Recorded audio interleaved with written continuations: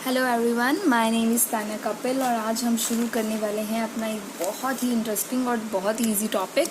The name of the topic is cost of capital. Basically जो ये topic है ये फाइनेंस के अंदर आ रहा है।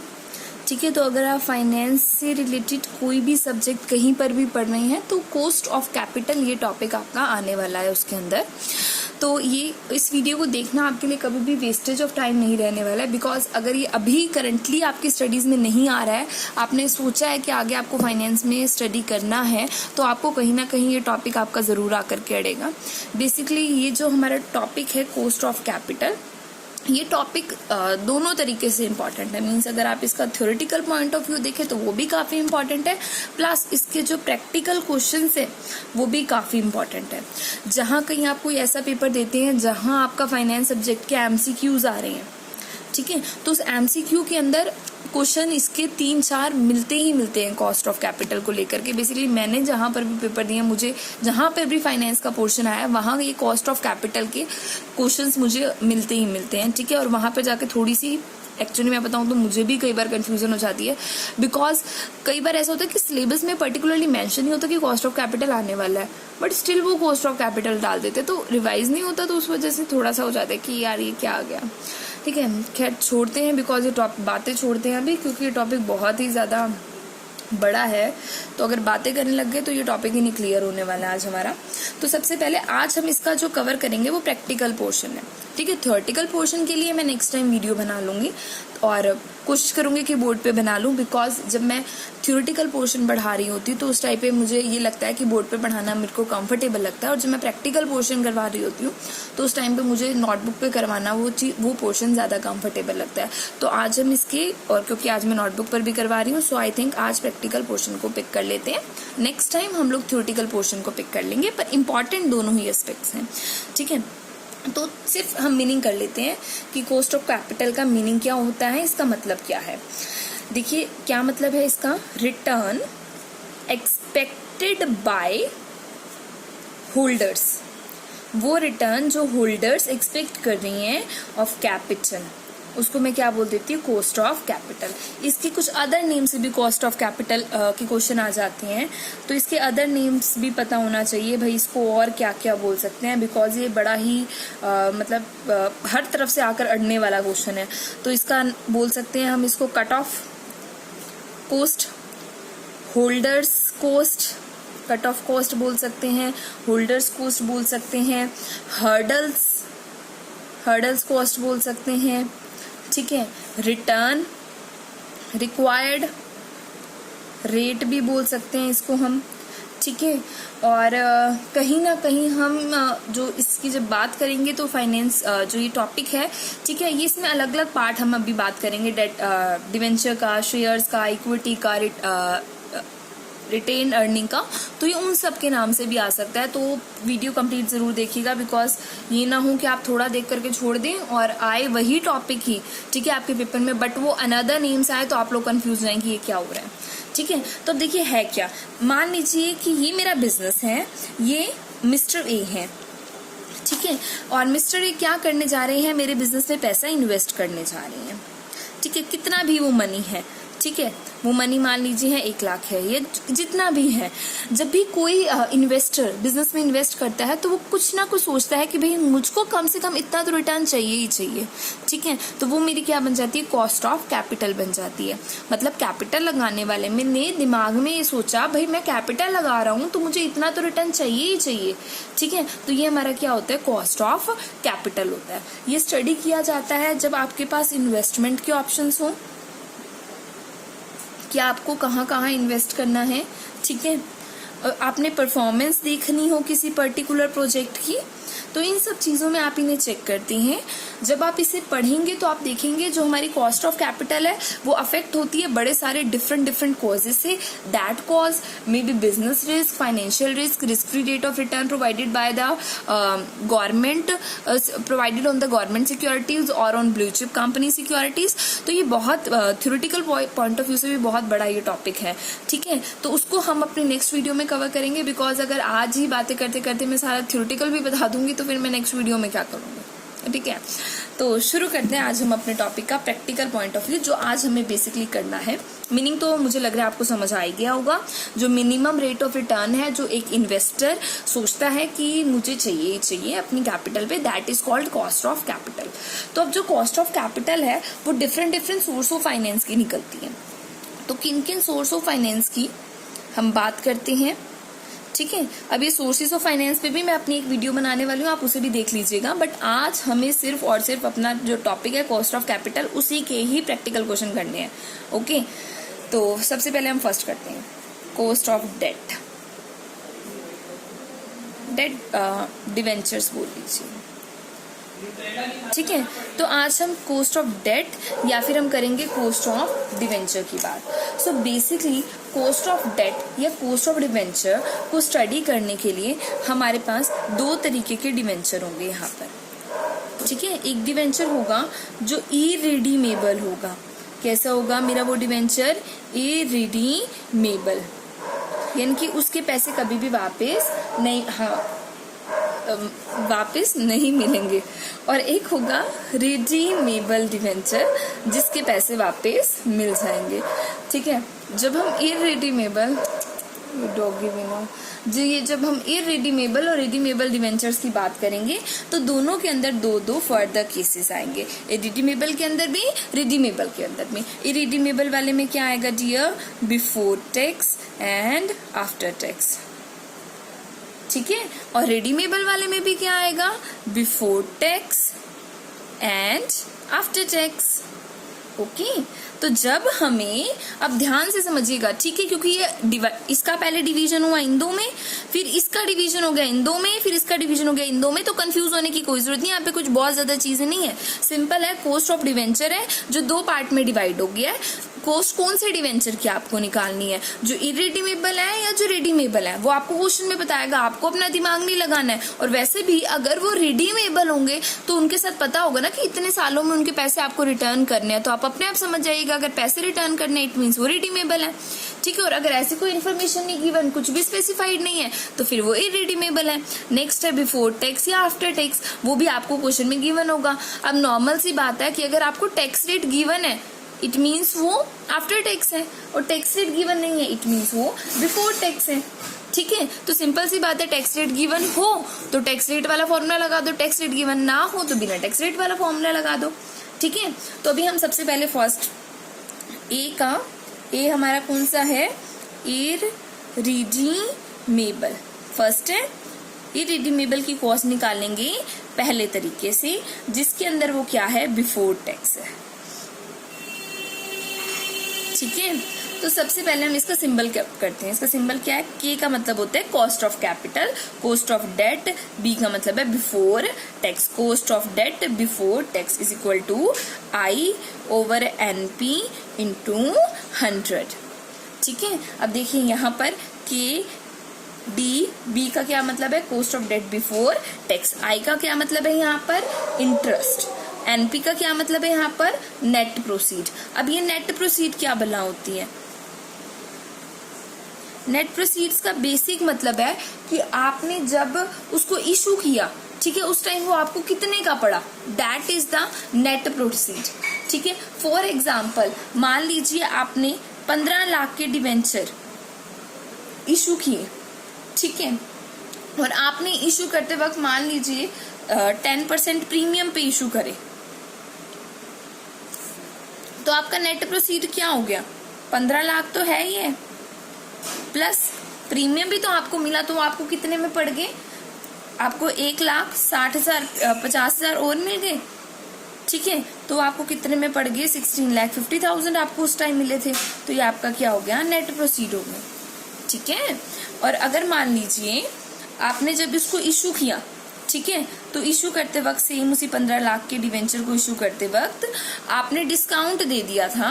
कितने का डिस्काउंट दे दिया था? मान लीजिए आपने 7% का, ठीक है। तो उस केस में आपको वो नेट प्रोसीड आपका कितने का पड़ा? 15 लाख में से क्या आपको पूरे 15 लाख मिले थे? नहीं, कुछ ना कुछ क्या मिला था? घटा कर मिला था। और कितना घटा के आपको मिला था उस टाइम पे, ठीक है, उसको आप यहाँ पे क्या कर देंगे? माइनस, ठीक है। तो इसको 10% कर लेते हैं, तो मुझे ज्यादा मेहनत नहीं करनी पड़ेगी, फटाफट निकल आएगा, 1,50,000, सो दैट इज 13,50,000। ठीक है, तो ये आपका अब क्या हो गया, नेट प्रोसीड हो गया। तो नेट प्रोसीड में ना ज्यादा आपको सोचने की जरूरत नहीं है। पहली बात, नेट प्रोसीड का मतलब क्या है, जो फेस वैल्यू पहले ली प्लस कर दिया अगर उसमें कोई प्रीमियम था, माइनस कर दिया अगर उसमें कोई डिस्काउंट था, लेस कर दिया अगर उसको फाइनेंस करने की कोई कॉस्ट थी, तो आपका क्या आ गया यहाँ पे, नेट प्रोसीड आ गया। मतलब फॉर्मूले में जो नीचे लिखते हैं। और आई का मतलब तो आप समझ ही गए हो ना कि क्या होता है, उसका इंटरेस्ट होता है। ठीक है, अब एक एग्जाम्पल करते हैं। फॉर एग्जाम्पल, ठीक है, आपने 15 लाख के डिवेंचर इशू किए और उसके ऊपर 8% का क्या था, इंटरेस्ट था। तो ये मेरा क्या हो गया, नेट प्रोसीड हो गया। अभी मैं इस टॉपिक को नहीं ले रही कि प्रीमियम, अब सिंपल सी बात है, प्रीमियम होगा तो जोड़ देंगे, डिस्काउंट होगा तो घटा देंगे, क्या आ जाएगा, नेट प्रोसीड आ जाएगा। अगर फाइनेंस करने की कोई कॉस्ट होगी तो उसको भी क्या कर देंगे, घटा देंगे, तो क्या आ जाएगा हमारा नेट प्रोसीड।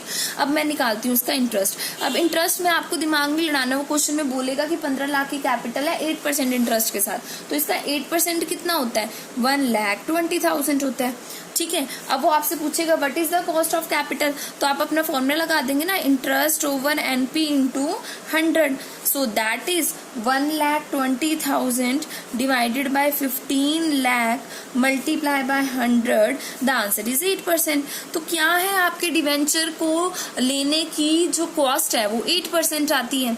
ठीक है, अगर डिस्काउंट होता तो यहाँ नीचे उसमें से घटा देते, अगर प्रीमियम होता तो यहाँ नीचे उसमें जोड़ देते, अगर कहते फाइनेंस करते वक्त इतने की कॉस्ट आई है तो उसको आप क्या करते यहाँ से घटा देते। अरे बाबा, नेट प्रोसीड को ना बिल्कुल सिंपली समझो। नेट प्रोसीड का क्या मतलब होता है, नेट प्रोसीड का मतलब होता है कि जब भी आप अपनी कंपनी में जब भी किसी कॉस्ट ऑफ कैपिटल को इशू रेज करवाते हो तो आपके हाथ में कितने पैसे आते हैं, दैट इज नेट प्रोसीड। अगर मान लीजिए प्रीमियम है तो प्रीमियम जोड़ के आएंगे, अगर आपने डिस्काउंट दिया तो डिस्काउंट घटा के आएंगे, और अगर उसको इशू करते वक्त आपकी कोई कॉस्ट आई है तो दैट कॉस्ट क्या हो जाएगी, उसमें से माइनस हो जाएगी। ठीक है, क्योंकि वो उसका खर्चा है उस टाइम करने का। ठीक है, तो ये हमारा बिल्कुल सिंपल सा था। ठीक है, अब इसी के अंदर हम करेंगे, अभी भी वो ये नहीं कह रहे कि इतने साल बाद रिडीम हो रहा है, ऐसा कुछ इन्फॉर्मेशन गिवन नहीं है और उसके बारे में सोचने की भी जरूरत नहीं है। अब बिल्कुल सिंपल सा है, वो कह रहे हैं जैसे इसमें कह रहे थे ना बिफोर टैक्स है, अभी भी वो इरिडीमेबल है, बट अभी वो क्या हो गया, आफ्टर टैक्स हो गया। क्या हो गया वो, आफ्टर टैक्स। मतलब क्या होगा आफ्टर टैक्स होगा, तो टैक्स की कोई ना कोई रेट गिवन होगी ज्यादा, और तो कुछ होने से ना। तो आपको सिंपल क्या करना है, आपने ये फॉर्मूला अपना पढ़ लिया है ना, आई ओवर एनपी इंटू 100 वाला। ठीक है, इतने को आपने कर लिया है, तो इसमें से 1 माइनस टी, यानी कि 1 में से माइनस कर दो टैक्स का रेट। ठीक है, इतनी बात को समझे आप। अब मान लीजिए आपका यही होता इसी में ही, ठीक है, आपका मान लीजिए कि 30% का टैक्स होता, तो क्या करते, 1,20,000 divided by 15 lakh multiply by 100 and multiply by 1 में से माइनस कर देते। टैक्स का रेट कितना है, मान लीजिए आपका 30% है, 30 को माइनस कर दीजिए तो किससे मल्टीप्लाई कर देते, 70 से। ठीक है, अब एक करके देखते हैं। अब मान लीजिए कि मेरी जो एनपी है वो कितना है, 20 लाख। ठीक है, जो मेरा इंटरेस्ट था उसके ऊपर मान लीजिए वो आ रहा है 1,60,000। वो कह रहे हैं आपका रेट ऑफ टैक्स कितना है, 70% रेट ऑफ टैक्स है। ठीक है, तो अब आप कैसे करेंगे क्वेश्चन को, आई की जगह आई की वैल्यू पुट कीजिए, एनपी की जगह एनपी की वैल्यू पुट कीजिए। ठीक है, मल्टीप्लाई कर दीजिए 100 से, 1 माइनस टैक्स का रेट कितना है 70%, तो 0 पॉइंट क्या हो जाएगा, 70 हो जाएगा। ठीक है, तो जितना भी टैक्स का रेट है आप उसको इसमें से घटा दीजिए, इसको आप सॉल्व कर लीजिए, ये आपकी कॉस्ट ऑफ कैपिटल आ जाएगी। बस समझ आई ना बात। अब अगर इसी के अंदर वो आपको कह दे कि भाई हमारे तो डिस्काउंट पे इशू है, तो सोचने की कोई जरूरत नहीं है, डिस्काउंट है तो मतलब इतने पैसे कम मिले हैं उसको इशू करके, तो एनपी में से आप क्या कर देंगे, घटा देंगे। समझ आई बात आपको। चलिए अब हम करते हैं। अब आज ना एक प्रॉब्लम होगी। प्रॉब्लम कैसे होगी, कोई बहुत बड़ी प्रॉब्लम नहीं हुई, ठीक है, सिर्फ नॉर्मल सी बात होगी। आज वो कह रहे हैं सब कुछ सेम है, आज वो ना आपको टाइम दे रहे हैं कि मुझे तो रिडीम करना है। कितने साल बाद रिडीम करना है, 5 ईयर्स के बाद। कितने साल बाद रिडीम करना है उसको, 5 ईयर के बाद। यानी कि जो आपके डिवेंचर हैं वो कैसे होंगे, रिडीमेबल।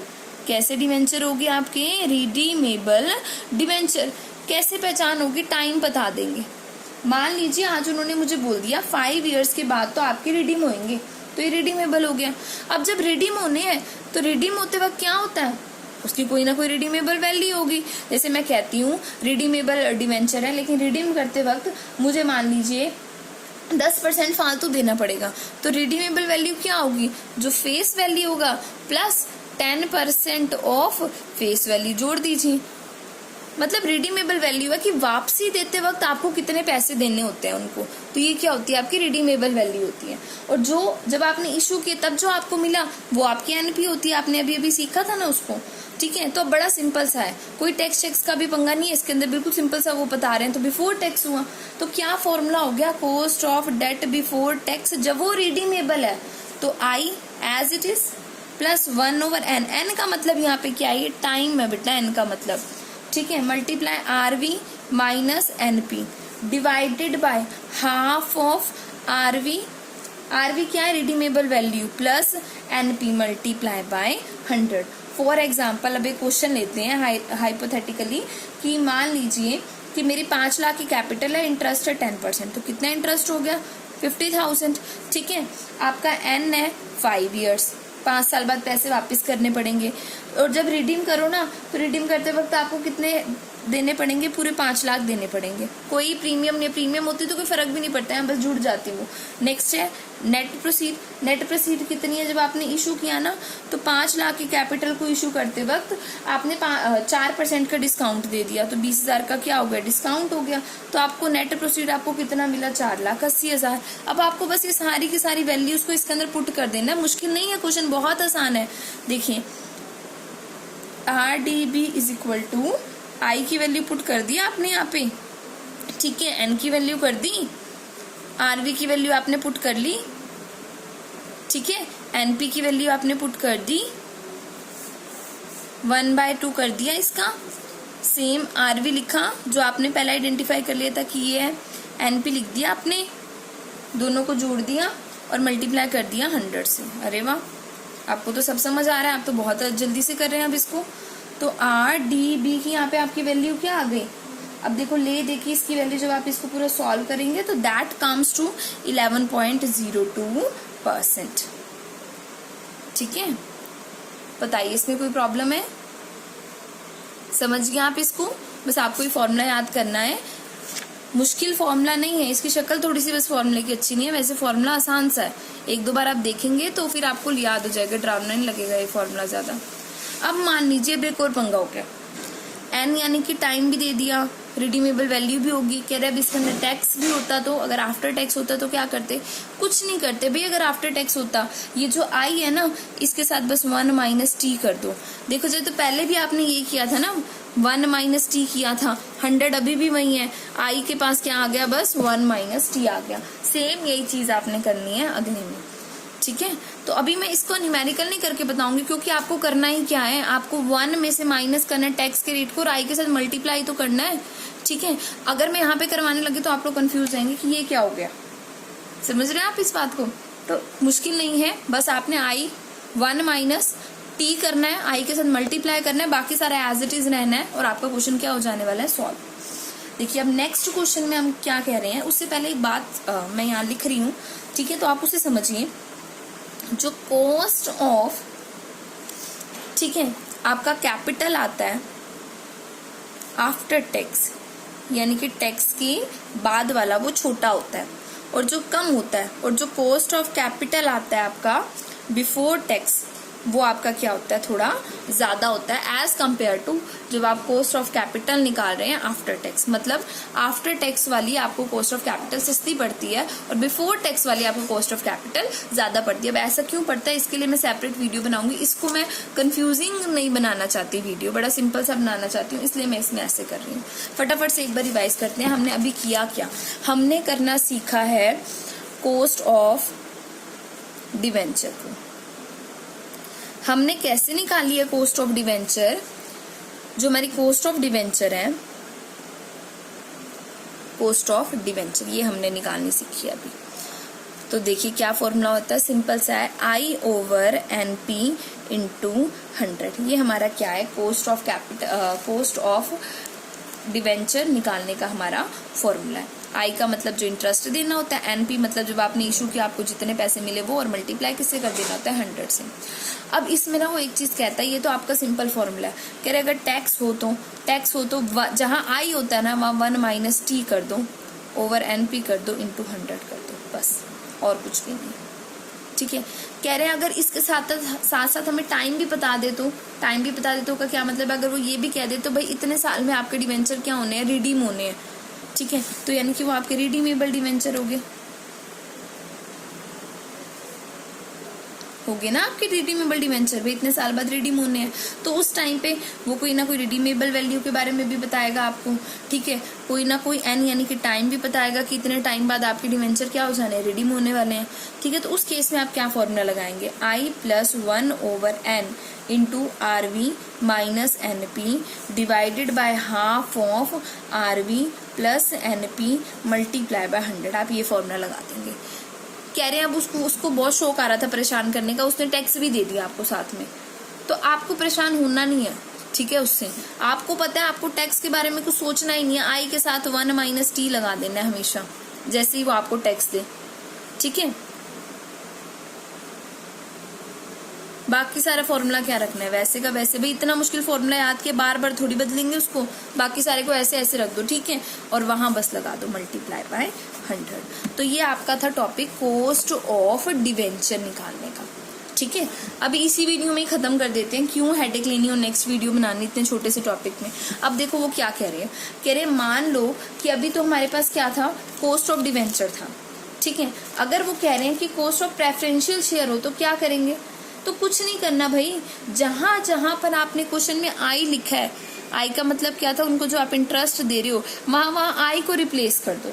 किस चीज से रिप्लेस कर दो, वहां आई को, आई की जगह आ जाएगा डी, क्योंकि आप प्रेफरेंशियल शेयर वालों को क्या देते हो, डिविडेंड देते हो ना, तो वहां क्या आ जाता है आई की जगह डी। उसके अलावा cost of preferential share capital में कोई भी फर्क नहीं है, बाकी सारी कॉस्ट फॉर्मूला क्या रहेगा, सेम। ठीक है, बस आपका क्या आ जाएगा, यहाँ पर डी आ जाएगा, किसकी जगह पर, आई की जगह पर। Is it clear? तो यहाँ पे आपको देखो जो प्रेफरेंशियल शेयर कैपिटल का आपको निकालना है तो आपको फॉर्मूला वही लगाना है जो हमने थोड़ी देर पहले यहाँ पे किया था। ठीक है, ज्यादा हेडेक नहीं लेने, अलग अलग फॉर्मूले कुछ याद करने की इसमें जरूरत नहीं है, सिर्फ बेसिक सा फर्क है। क्या, अगर मान लीजिए अभी तो ये पे डिवेंचर थी, अगर यहाँ पे प्रेफरेंशियल शेयर कैपिटल हो जाती तो जहां जहां आई है ना उसको डी करते जाओ, बस आपके पास आंसर आ जाएगा, आपका फॉर्मूला यही होगा। समझ रहे हो आप इस बात को? पर एक बात याद रखना, इसमें ना आपको जब भी आप क्वेश्चन कर रहे होंगे ना तो कहीं पर भी आपको वहां पर ये नहीं बता रखा होगा कि ये टैक्स वाला जो पंगा है ना वो आपको नहीं मिलेगा, तो उसकी वजह से आपका क्वेश्चन आसान हो जाता है। ठीक, क्योंकि आप सब जानते ही हैं कि जो प्रेफरेंशियल शेयर कैपिटल होती है उसमें ये टैक्स वगैरह का बेनिफिट जो होता है वो हमें नहीं मिल रहा होता है, तो ये वाले तो होने से रहे। ठीक है, तो कौन से बच गए, ये दो बच गए, redeemable, irredeemable.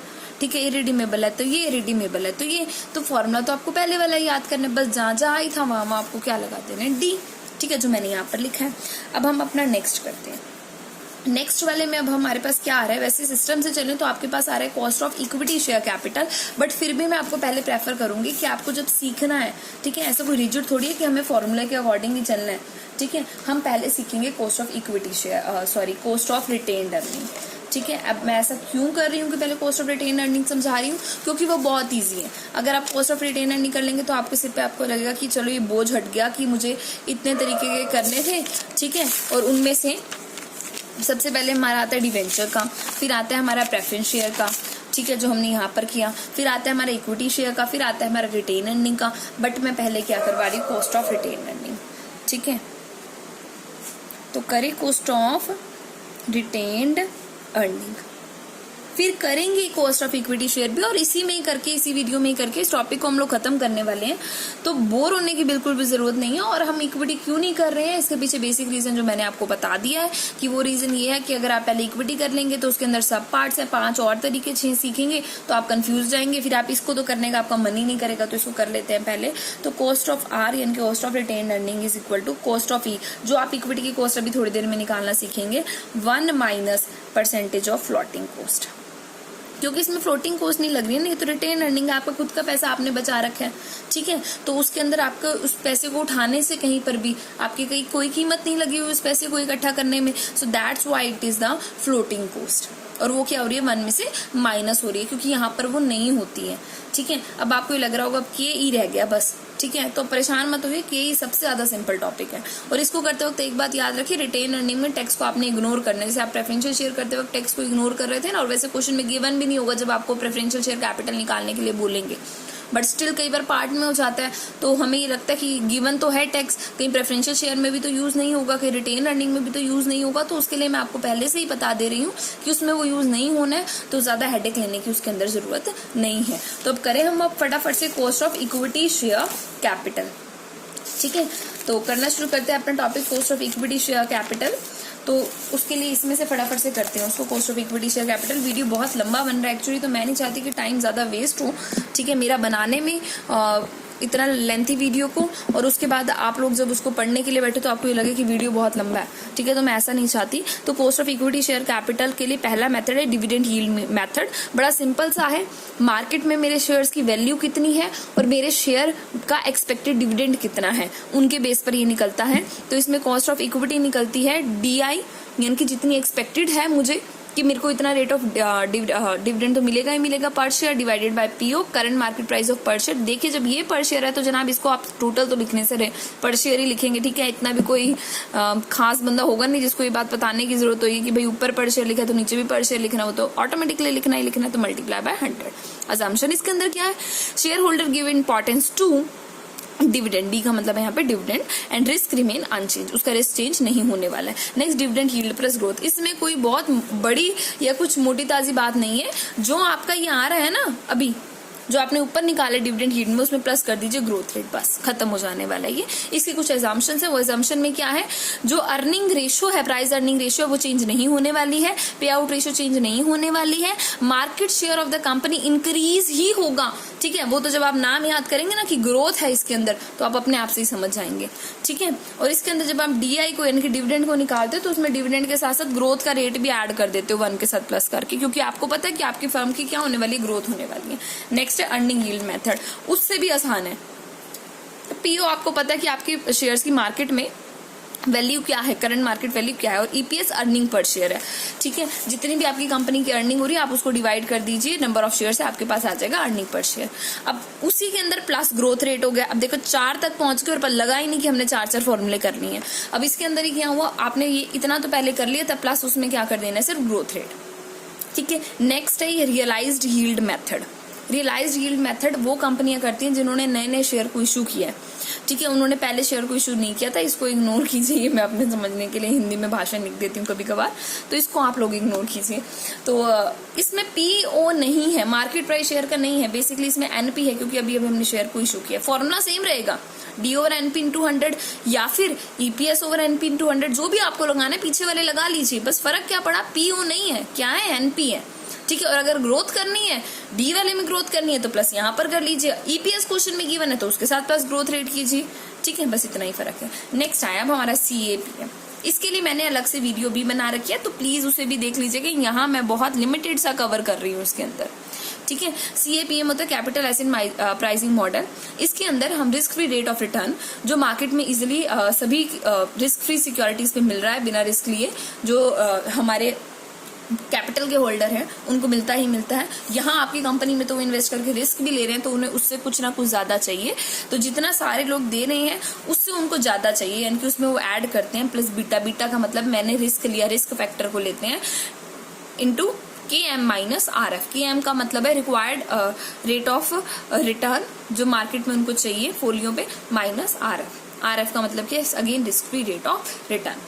So that's all, यहाँ पर हमारा ये टॉपिक खत्म हो रहा है। फटाफट से रिवाइज कर लेते हैं, हमने cost of equity share capital में क्या किया, डिविडेंड यील्ड मेथड DI और PO into 100 plus growth rate method, same method के अंदर प्लस GR, ठीक है। Earning yield method EPS divided by PO into 100, earning के साथ साथ ग्रोथ का मेथड सेम फॉर्मूला लगाकर प्लस ग्रोथ परसेंटेज।